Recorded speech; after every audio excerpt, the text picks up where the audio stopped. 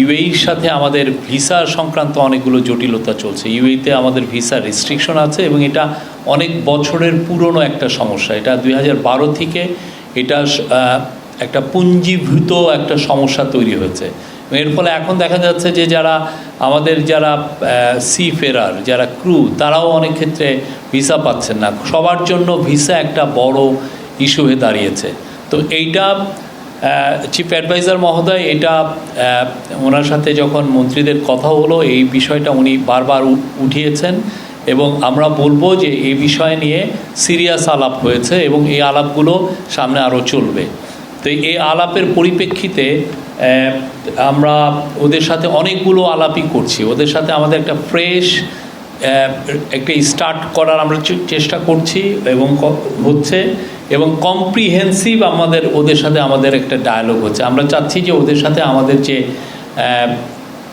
সম্পর্ক এটা যাতে আরও আপগ্রেডেড হয়। এর ফলে কয়েকটা বিষয় হবে, সেটা হচ্ছে আমরা ইউএই থেকে ইনভেস্টমেন্ট আমরা বাংলাদেশে আনতে পারবো। আর দ্বিতীয় হচ্ছে যে আমাদের ইউএইতে আমাদের এখনও যে ভিসা রেস্ট্রিকশন সেটা খুব দ্রুত হয়তো আমরা চাবো যে এটা দ্রুত এটা চলে যাক।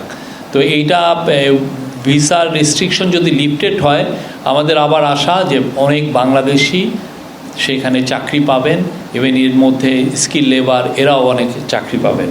এটার জন্য প্রফেসর ইউনূস অলরেডি তার যে স্পেশাল অ্যাম্বাসাডার আছেন, এনভয় আছেন, লুৎফে সিদ্দিকে এই বিষয়ে উনি অ্যাসাইন করেছেন এবং লুৎফে সিদ্দিকি ওইখানে 4-5 জন মিনিস্টারের সাথে কম্প্রিহেন্সিভ কথা বলেছেন। তো এই কম্প্রিহেন্সিভ কথার আলোকে যেটার আউটকাম সেটা হচ্ছে যে তারা এখন বাংলাদেশের ব্যাপারে, বাংলাদেশের সাথে সম্পর্কর ব্যাপারে আরও একটু সিরিয়াস, এবং সেক্ষেত্রে আমরা আশা করতে পারি যে ইউএইর প্রচুর ইউএইর সাথে আমাদের যে সম্পর্কটা যেটা একদম তলানিতে চলে গিয়েছিল সেটা